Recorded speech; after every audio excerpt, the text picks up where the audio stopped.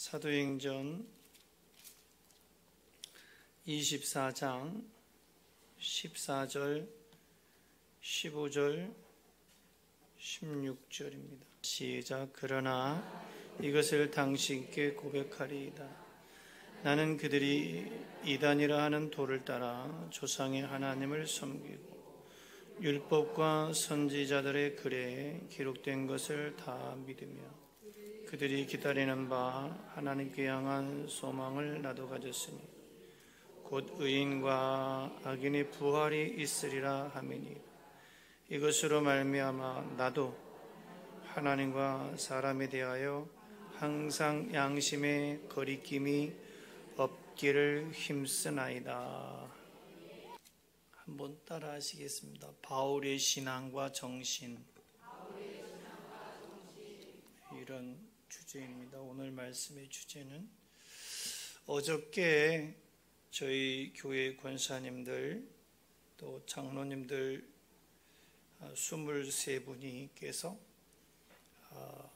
국내 기독교 성지를 이렇게 탐방하고 돌아오셨습니다. 저녁에 해질녘에 돌아오셨는데 용인에 있는 한국 기독교 순교 기념관, 그리고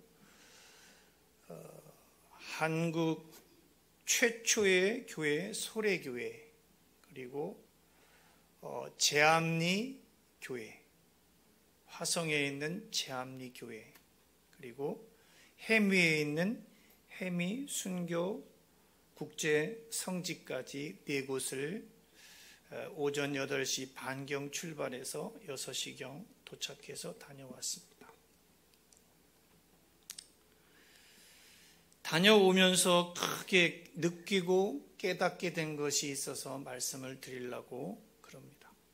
4곳을 다녀오면서 결론적으로 이렇게 깨닫는 것은 뭐냐면 해미 성지 천주교 신자들 한 2천여 명이 그 해미 그 성지에서 거의 몰사당하시고 처형당하시고, 그러니까 우리나라 기독교 역사 120년이죠. 1884년 조선 후기부터 일제강점기를 거쳐 6.25 동란에 그 이르기까지 제암리 교회에서는 23명 중에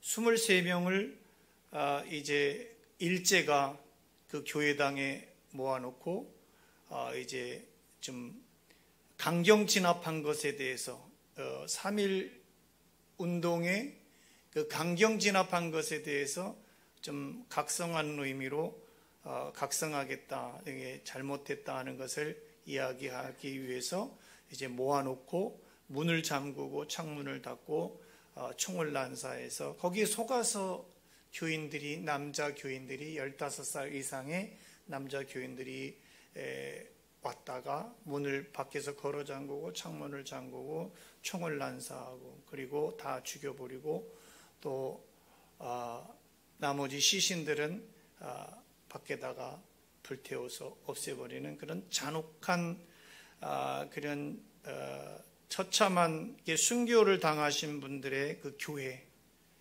그게 복원이 돼서 화성에 이렇게 잘 감리교단의 교회로 세워져 있었습니다. 그리고 한국 기독교 순교 기념관은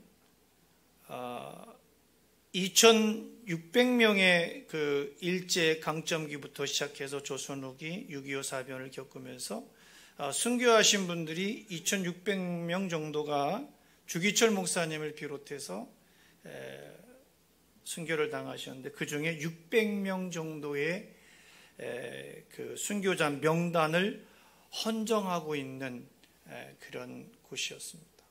거기 가서 영상 15분짜리를 보면서 그동안에 그 120년 한국 기독교 역사 가운데 순교를 당하시고 또 처형을 당하시고 어려움을 겪으셨던 그런 분들의 영상을 보면서 우리 장로님들, 권사님들이 많이 우셨고 저도 기도하면서 눈물이 복박치고 또 가슴이 찢어지는 그런 은혜, 이런 것들 때문에 견딜 수가 없는 그런 시간들을 보냈습니다. 그 시절에 그분들의 신앙 정신이 투철했다라는 것. 한국 교회를 위해서 목숨을 초계같이 버리셨다라는 것. 그 순교의 피의 열매를 오늘 저는 먹고 있는 것입니다.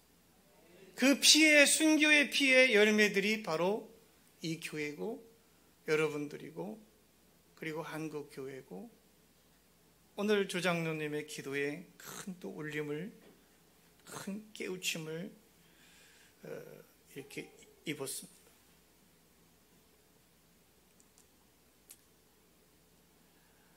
우리의 선배들은 이렇게 믿음을 지켰어요. 120년 전에 그 조상들, 그 아버지 세대에, 그 할아버지 세대에 그분들께서는 이렇게 총칼에 맞아 죽으면서 또 염산교회 교인들 77명 전원은 수장을 당했죠. 목에 돌을 매달고 수문에다가 밀어서 예수 믿는다고 하면은 죽이는 거예요. 예수 안 믿는다고 하면은 이 교회 다니지 않겠다고 하면 살려주겠다. 그리고 얼마든지 도망갈 수 있는 3개월의 기간이 있었음에도 불구하고 그 지역의 교인들이 한 사람도 도망치지 않고 한 사람도 외면치 않고 그대로 죽음을 맞이해서 지금의 염산교회, 지금의 성지로, 국내 성지로 또 자리 잡고 있는 게 전라남도 영광에 있는 염산교회입니다. 작년에 갔다 오셨죠. 바울 시대에도 마찬가지예요. 2000년 전, 그러니까 유대교회 대제사장 아나니아, 유대교회 장로들, 이 사람들은 바울을 죽이기에 앞장섰어요. 바울 한 사람을 죽여야만 자기들의 소임을 다하는 것이 되는 것이냐? 더둘로라고 하는 로마인 변호사를 돈으로 매수까지 해가면서 그렇게 바울 죽이기에 앞장섰던 이 더둘로는 바울을 고소하고 벨릭스 총독 앞에서 재판을 받게 했어요. 죄목은 가당치 않은 죄목이에요. 군중소란죄, 그리고 성전 모독죄, 이단의 괴수. 사도 바울은 그런데 우리가 알고 있는 것처럼 이단의 괴수가 아닙니다. 성전을 모독한 적이 없습니다. 그리고 군중을 소란한 죄가 없어요. 그럼에도 불구하고 더둘로는 고소해서 총독 앞에서 재판을 받게 하는데 오늘 본문은 그 고소 내용이, 더둘로의 고소 내용이 거짓됨을 반박하는 내용이에요. 거짓되다, 거짓됨을 논박하는, 그 논박하는 내용들 중에 오늘 14절, 15절, 16절에 바울의 신앙과 정신이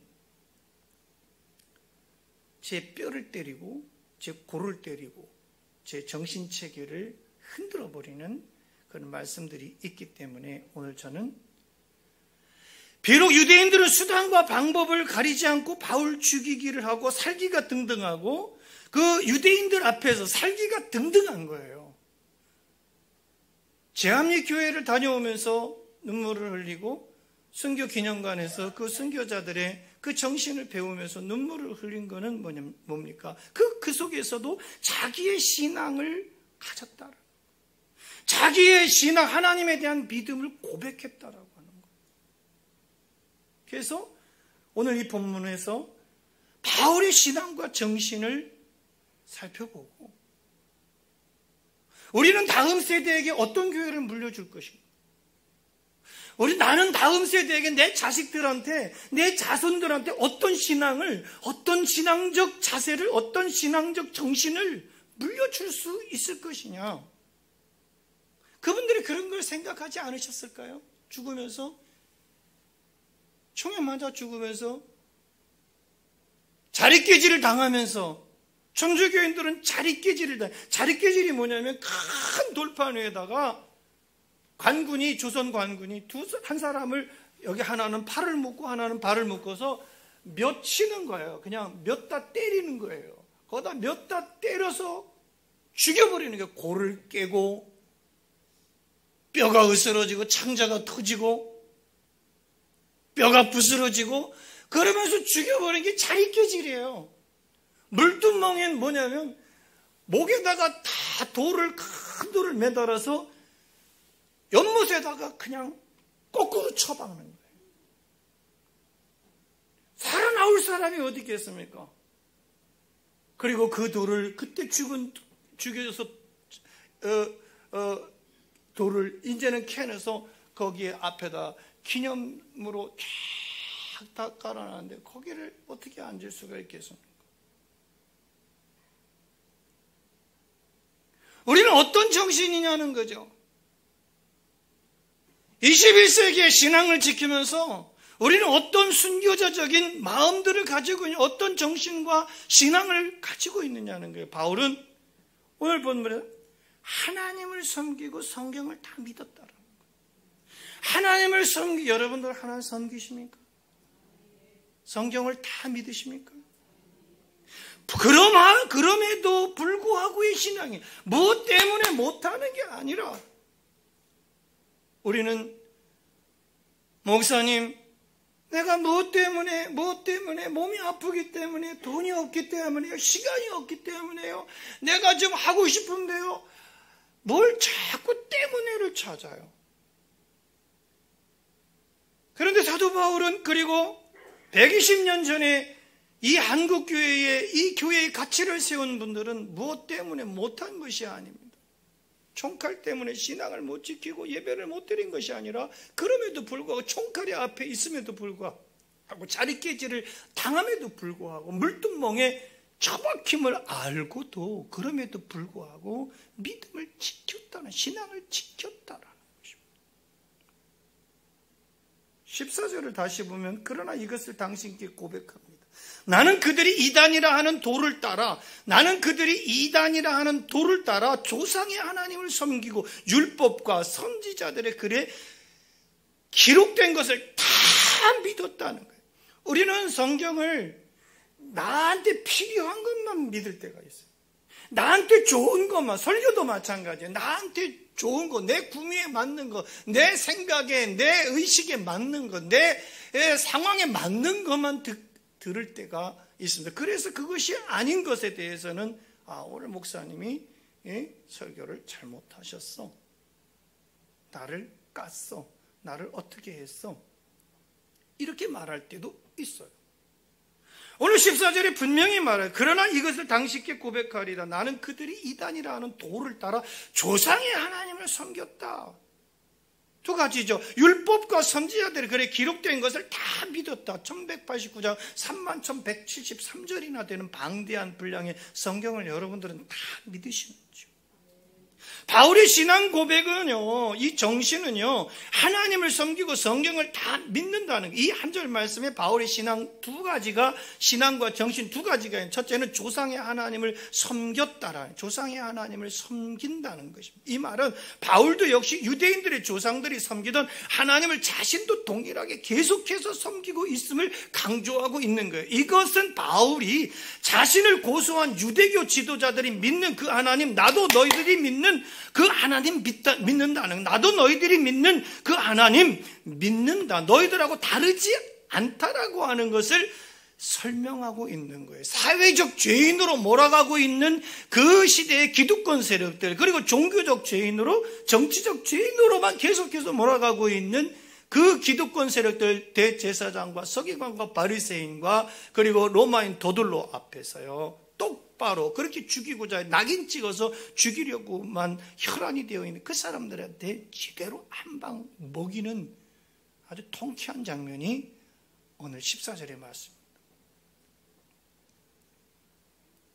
여러분, 우리는 우리의 믿음에 대해서 반박할 수 있어야 됩니다. 코로나 팬데믹에 대해서 반박할 수 있어야 되고, 정치적 상황에서 반박할, 종교적 죄인으로 몰고 갈 때, 사회적 죄인으로 몰고 갈 때, 정치적 죄인으로 몰고 갈 때 분명히 우리는 성경을 근거로 해서 반박할 수 있어야 되는 거예요. 왜 속절없이 당합니까? 뭐 때문에? 우리가 무슨 잘못을 했길래 속절없이 당할 수가 있습니다. 두 번째는 율법과 선지자들의 글이 기록된 걸 다 믿는다는 거예요. 율법과 선지자들의 글, 이게 뭡니까? 이 말은 간단하게 성경 전체를 다 믿는, 성경 전체를 다 믿습니다. 시작. 그러니까 구약, 이때는 아직 신약 성경이 없는 구약 성경의 권위를 인정한다. 구약 성경의 율법과 선지자들은 구약의 율법, 구약의 선지자들이죠. 그러니까 구약 성경 전체의 권위를 인정하고 그것을 다 믿고 있다. 어떤 목사님은요, 지금도 구약을 왜 설교하네요? 지금도요, 구약을, 목사님이 구약을, 그 목사가 그래요. 그 구약을 왜 설교하냐? 신약 시대에 신약을 설교해야지. 신약 시대입니까? 현대 시대지.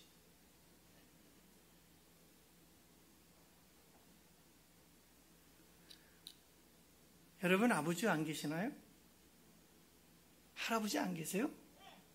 증조 할아버지는요? 그 외엔 또 뭡니까? 고조입니까? 그 외에는요? 몰라. 어쨌든 조상이지 않습니까? 여러분, 구약 성경의 의미가 뭐고 신약 성경의 의미가 뭔지를 너무 모르고 답답한 거예요. 구약 성경의 권위를 인정하는 거예요. 율법과 선지자들의 글에 기록된 것을 다 믿는다. 이 말은 뭐냐면 구약 성경의 권위를 인정하고, 그리고 구약 성경에 써져 있는 그것을 나도 다 믿는다. 이렇게 고백함으로써 역시 나는 너희들, 유대인들이 계속 죄목으로 거는 거잖아요. 유대인들이 지금 계속 까칠하게 계속 죽이기를 앞장서고 있는 그 유대인들과 나는 다르지 않다라고 하는 걸 말하는 거예요. 기독교 신앙은 하나님께서 명령대로 하는 거예요. 기독교 신앙은요, 하나님께서 명령하신 대로 하는 것이다. 23장 11절에 뭐라고 명령하십니까? 23장 11절에 뭐라고 하나님께서 바울에게 명령하냐면 이렇게 말씀합니다. 시작. 그날 밤에 주께서 바울 곁에 서서 그날 밤에 주님께서 바울 곁에 서서 명령합니다. 그날 밤에 여러분들 곁에 서서 명령하신, 하나님이 명령하신 명령은 어떤 것들입니까? 매주일마다 1년 365일 중에서 52주를 예배를 드리면서 여러분 설교를 통해서 어떤 명령을 받고 있습니까? 자, 그 다음에 뭐라고 말합니까? 이루시되 시작. 뭐하라? 담대하라. 이게 명령이에요. 여러분, 담대하시길 축원합니다. 강하시기를 축원합니다. 담대하라. 시작. 네가 예루살렘에서 나의 일을 증언한 것 같이, 예루살렘은 유대 땅입니다. 거기서 증언한 것 같이 어디에서도 증언하여야 하리라.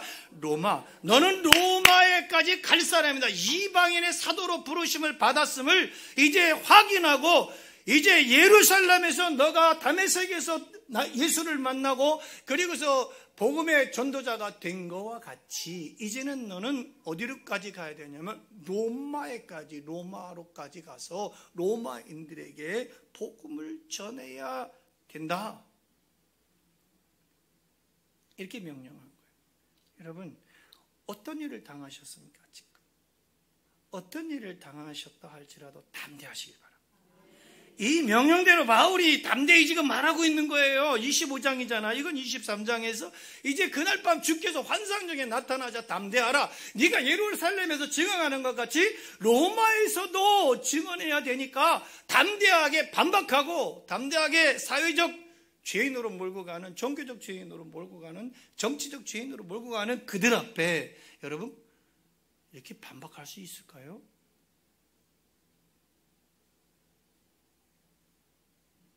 쉽지는 않아요. 그러나 여러분, 한번 따라 하시래. 명령대로 하는 것은 신본주의. 따라하세요. 명령대로 하는 것은 신본주의. 내 맘대로 하는 것은 인본주의. 옆 사람한테 뭐라고 한번 속삭. 내 맘대로 하냐?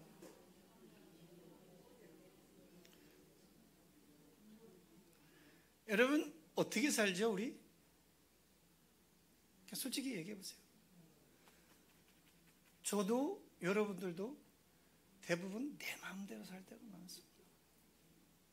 그럼 다 우리는 인본주의예요.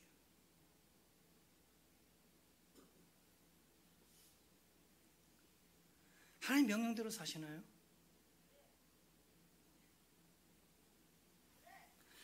바울은 신분주의자죠.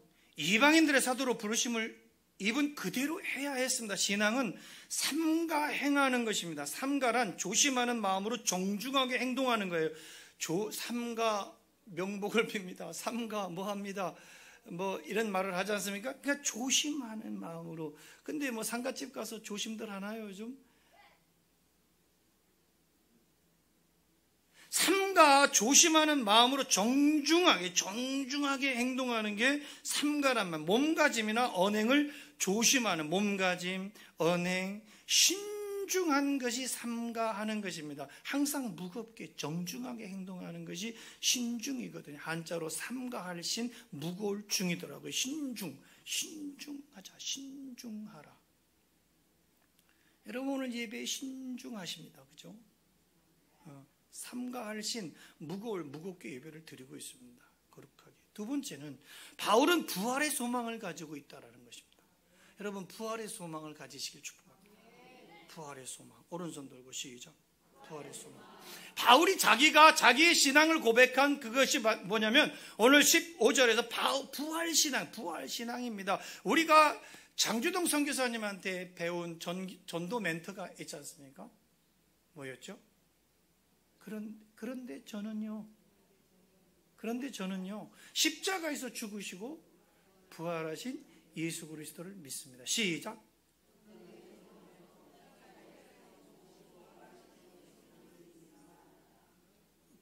돌림입니까?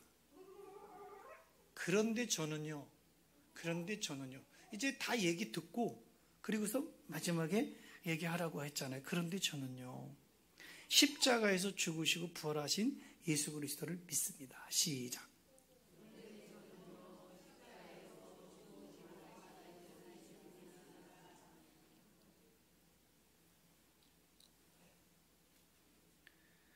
기독교 핵심이 뭐냐면 십자가의 죽으심과 부활입니다.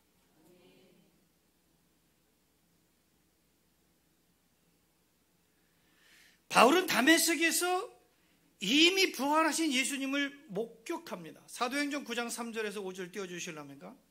시작. 여기 읽으세요.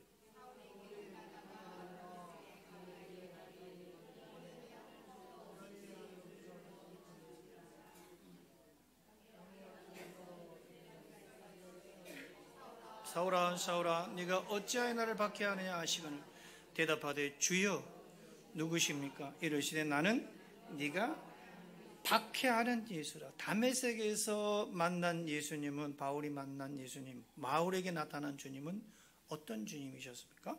부활하신 주님이셨습니다.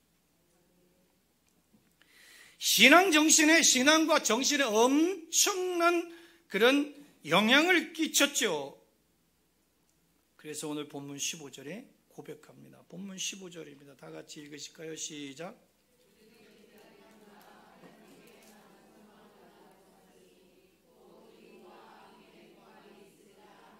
그들이 기다리는 바 하나님께 향한 소망을 나도 가졌는데 그게 뭐냐? 그 소망이 뭐냐? 곧이라고 했습니다. 곧 그 소망, 나도 가진 소망이 뭐냐? 여러분들은 어떤 소망을 가지고 있습니까? 의인과 악인의 부활이 있으리라 함이니라. 그러니까 부활의 소망을 가졌다라는 거예요. 그뿐만이 아니죠. 성경 중에 부활장을 말하고 있는 게 고린도전서 15장입니다. 15장 3절부터 8절을 보면 경험된 만난 부활의 바울이 자기가 만난 부활의 주님에 대해서 어떻게 증언합니까? 시작. 내가 받은 것을 먼저 너희에게 전하였노니 이는 성경대로 그리스도께서 우리 죄를 죽으시고 장사 지낸 바 되셨다가 뭐대로? 여러분, 부활은 성경대로, 시작, 부활은 성경대로 사흘 만에 다시 살아나서 누구에게 보였습니까? 처음에 게바에게 보이시고, 베드로한테 보이시고, 그 다음에 12 제자에게와 그 후에 500여 형제에게 일시에 보이셨으니 여러분들한테는 보이셨습니까? 그 중에 지금까지 대다수는 살아있고 어떤 사람은 잠들어 죽었으며 그 후에 야고보에게 보이셨고 그 후에 모든 사도에게와 시작, 맨 나중에 만삭되지 못하여 난 자 같은 내게도 보이셨느니라. 아멘 하십시다. 여러분, 부활의 주님을 만나시길 바랍니다. 바울은 예수님께서 부활하신 것처럼 자기도 부활할 것임을 확신하고 있는 거예요. 그러니 부활을 확신하니까, 다시 살아날 거를 믿으니까 이 부활신앙이 120년 전에 그렇게 총뿌리에 그렇게 물두멍에서 그렇게 자리깨질을 당하고 돌아가신 그분들의 마음속에 불에 타 죽고 그리고 총에 칼에 맞아 죽은 그분들 마음속에, 정신 속에 이 부활신앙이 있지 않았을까? 그러니까 두려움이 없는 거죠. 예수님 부활하신 것처럼 나도 예수님 얼마나 처참하게 맞아 죽으셨습니까? 그러니까 예수님도 육으로만 생각할 때는, 육신으로만 생각할 때는, 인본주의적으로만 생각할 때는 뭐예요? 할 수만 있거든 이 길을 피하고 싶다는 거야. 할 수만 있거든. 그러나 내 원대로는 마시고 아버지 원대로 되기를, 아버지 뜻대로 되기를 원하나이다. 그리고 십자가에 죽으신 거죠. 주님 다시 오시는 그날 믿음 가운데서 죽은 자들은 부활할 것입니다. 이게 우리의 가장 큰 소망이고 가장 큰 축복이고, 예수님은 죽은 자 가운데서 다시 살아나신 분입니다. 왜 아멘 못하세요? 예수님은 죽은 자 가운데서 다시 살아나신 분입니다. 그래서 잠자는 자들의 첫 열매가 되신 거예요. 우리도 후대들에게 믿음의 첫 열매, 믿음의 열매가 되어야 되지 않겠습니까? 그러므로 바울은 고린도 교인들을 향해서 선포할 때 만일 죽은 자의 부활이 없으면 이렇게 말합니다. 만일 죽은 자의 부활이 없으면 그리스도도 다시 살아나지 못하였으리라. 이렇게 볼 때 바울에게 부활신앙은 빼놓을 수 없는 아주 중요한 신앙 정신이다. 부활신앙은 빼놓을 수 없는,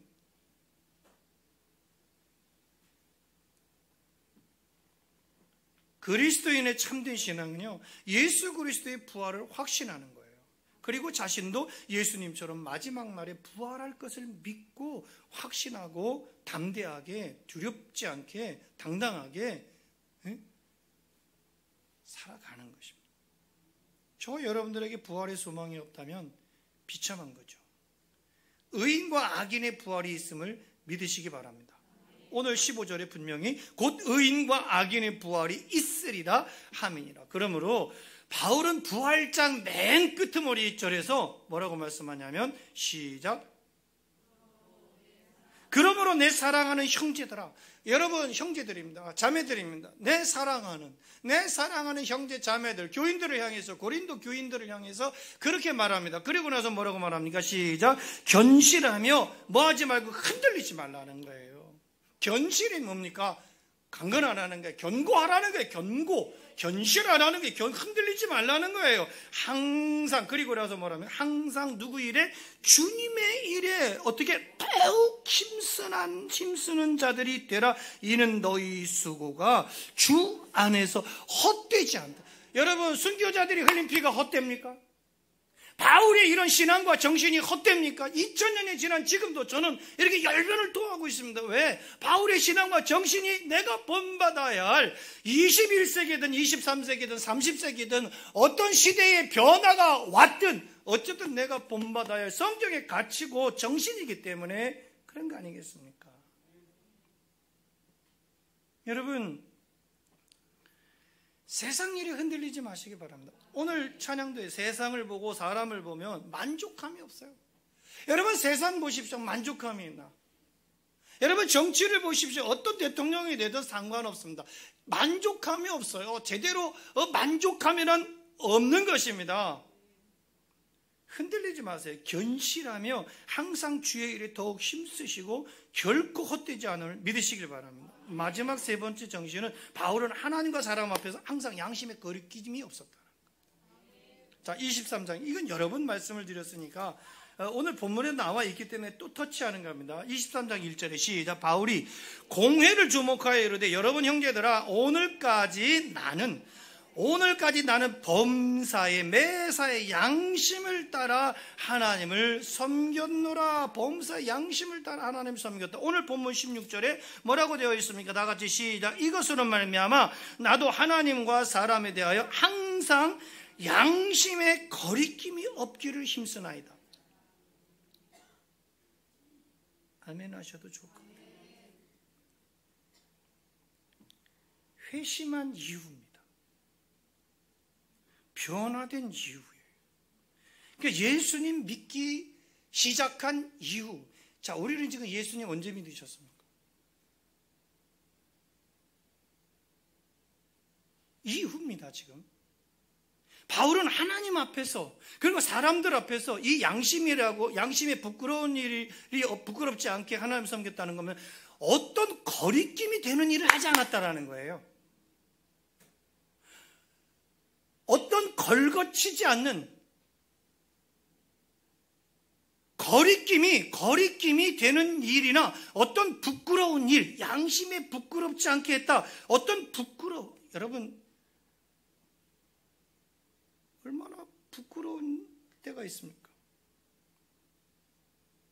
부끄러운 일을 한 적이 없다라는 거예요. 거리낌이 되는 일을 한 적이 없다. 이런 바울이 자고할까봐 하나님께서 어떻게 했습니까? 스스로 높아질까봐. 우리는 스스로 높아지는 게 자고지 않습니까? 자고 스스로 높아질 때가 있어요. 그게 스스로 높아질까봐 하나님께서 바울에게 몸의 질병, 간질 질병까지 주시면서 인도에 가셨지 않습니까? 여러분 거리낌이 될 만한 일을 하지 마시길 바랍니다. 교회에 또 주변에 기독인으로서의 어떤 거리낌이 될 만한 부끄러운 일이 될 만한 것을 하지 말라는. 언제나 하나님과 사람 앞에서 시작. 언제나 하나님과 사람 앞에서 부끄러움, 나는 한 점 부끄러움 없이 살기. 윤동주 시인도 그렇게 서시를 쓰지 않습니까? 한 점 부끄러움이 없었다라는 거. 한 점도, 단 하나도.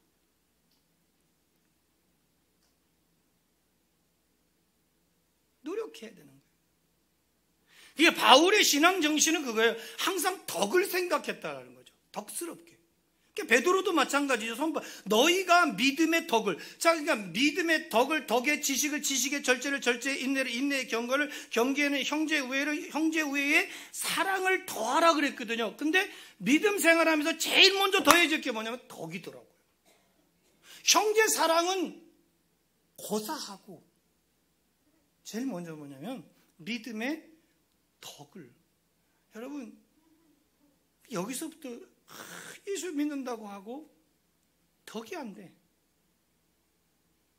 자식들한테 덕이 안 돼. 부모님한테 덕이 안 돼. 형제들한테 덕이 안 돼. 교회에 덕이 안 돼. 사업장에서 직원들한테 덕이 안 돼.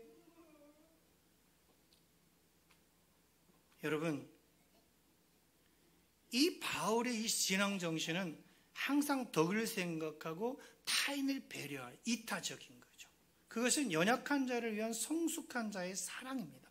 연약한 자를 위한 성숙한 자의 사랑. 시작. 연약한 자를 위한 성숙한 자의 사랑. 연약한 자를 위한 성숙한 자의 사랑입니다. 우리 교회 처음에 개척했을 때 어떤 분을 전도해 가지고 왔는데 우리 교회 한참 나오시던 여자 집사님이 옆에 앉아 있다가 다리를 꼬고 앉아서 예배를 드린 거야. 이 전도받은 분이 다리를 꼬고 그랬더니 그거 예배 때는 다리 꼬지 말고 이렇게 풀고서 이렇게 정정하게 예배 드리시죠. 그러면 다 예배 시간에 다리를 꼬고 예배를 드리고 탁 쳐버린 거예요. 그 다음 주부터 그 성도는 교회를 안 나왔어요.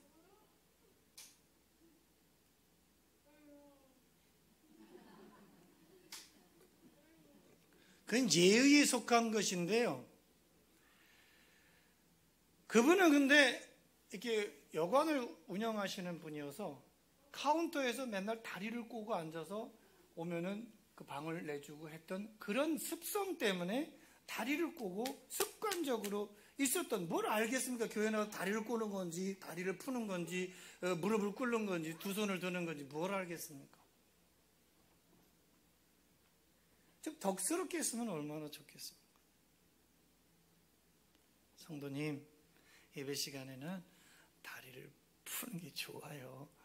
다리를 풀고 예의가 그렇지 않습니까? 지금 목사님 설교하는 다리 바짝 꼬고, 지금 혹시 꼬고 계신 분 계시나요? 좋은 말 할 때 푸시죠. 뭐 이런 거예요. 자, 연약한 자자, 성숙한 자의 사랑, 동시에 성숙한 신앙인의 모습. 그러니까 나만 좋으면 된다는 식으로 주변 사람을 전혀 고려하지 않는 경우가 많죠. 대답 안 하시네. 나만 좋으면 되지라고 생각하고서 다른 사람, 주변의 사람을 전혀 고려하지 않습니다. 의식하지 않아요. 그냥 마음대로 살고 있지는 않느냐는 거예요. 기독교에는 그럴 수 없어요. 마지막 한마디만 더 하고 말씀을 마치겠습니다. 지난 명절 때 제가 고향 선산에 아버님도 계시고 또 큰형님도 이렇게 나란히 계시는 곳이기 때문에 가족들하고 어머니 모시고 선산에 다녀왔어요. 참 많이 먹히더라고요. 그 교동대교까지는 괜찮은데 강화대교까지 넘어오는데 1시간, 2시간을 뭐 거기서 홀딱. 강화대교 바로 앞에는 통진휴게소라고 있는데 그 휴게소 앞에 커피숍이 있더라고. 오줌도 마렵고 목도 마르고. 그래서 아들하고 야 가서 커피 한 잔 먹고 테이크아웃해서라도 가지고 가자. 들어갔습니다. 사람이 많아요. 명절이니까. 근데 화장실부터 가는데 화장실 입구에서 어떤 잘생기시고 아주 미끈하게 빠진 그 남자분이 딸내미 자기 딸을 막 혼내고 있어요. 딸도 한 5살, 4살 아주 예뻐요. 나는 못 혼내겠는데 이 아저씨 막 혼내더라고요. 그리고 혼내는 내용을 오줌 누면서 그러니까 남자니까 남자 화장실 딸이지만 남자니까 여자 화장실에 데려가서 혼낼 수는 없잖아요. 여자애라도. 남자 화장실에서 혼내고 있는 내용이 뭐냐면 너 사람들 앞에서 이렇게 네가 발로 거기다가 막 찼잖아. 그러면서 그것을 이제 잘못한 것에 대한 가르침을 훈계를 여러분 요즘 젊은 사람들, 젊은 부모들 애들한테 거의 훈계 안 하잖아요. 하나요? 우리 교인들은 하나요? 저 주일학교 밑에 물어봐야 되겠네. 거의 나 하는 거 못 봤어요. 뭔가를 잘못한 거야, 이 아이가. 커피숍에서. 그런데 이 아이는 계속 울면서 인정을 안 하는 거예요. 인정을 안 하는 거예요. 자기가 잘못한 것에. 근데 이 아빠는 계속 잘못한 것에 대해서 요목조목 얘기를 하는 거예요. 얘는 울기만 하는 거예요. 그러면서 아빠한테 어떻게 해서든지 앵겨서 넘어가려고 하더라고요. 그래서 화장실을 보고 밖으로 나가서 이렇게 언덕배기에 있으니까 논뷰가 괜찮더라고요. 그래서 노랗게 익어가는 그 강화 들녘에 벼를 이렇게 감상하고 있는데 거기 보니까 그 옆에서 또 혼내고 있어요.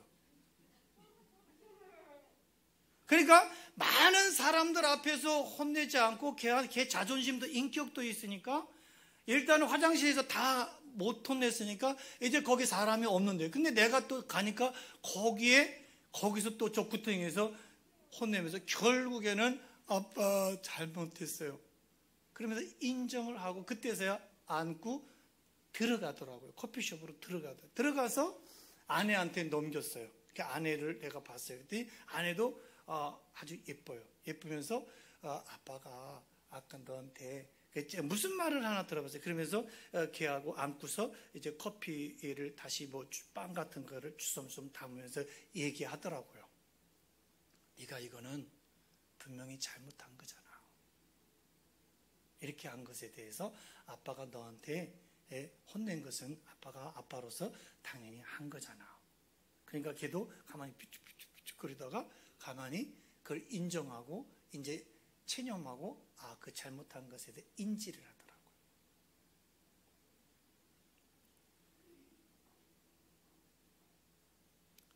애들이 누구를 고려하나요? 식당에서 의식하나요? 그냥 마구잡이로 뛰어다녀도 뭐라고 하면은 왜 내 새끼한테 기죽이냐? 여러분 기죽이네. 제가 지금 여러분 기죽이려고 이 설교합니까? 나만 좋으면 된다는 식으로 주변 사람들 전혀 고려하지 않고 의식하지 않고 마음대로 사는 거, 이게 양심이 잘못된 거다라는 거죠. 사람들 앞에서 거리낌이 돼서 오해의 소지가 되고 실족하게 하는 일이 생긴다면, 오해의 소지가 있어요. 실족하게 하는 일이 있어요. 그러면 연자맷돌을 차라리 메어서 물에 빠뜨리는 게 낫다 그랬는데 멈추셔야 됩니다. 기독교인으로서의 신앙과 정신을 성경적으로 가지고 살았으면 좋겠어서 이 말씀 드립니다. 하나님을 잘 섬기시기 바랍니다. 성경을 다 믿으시기를 축복하고 부활의 소망을 가지고 사십시다.